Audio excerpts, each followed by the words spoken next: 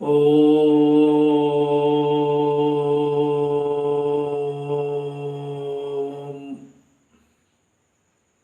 जय परमपिता परमेश्वर ब्रह्मा विष्णु महेश्वर, माँ सरस्वती लक्ष्मी पार्वती, जय बजरंगबली।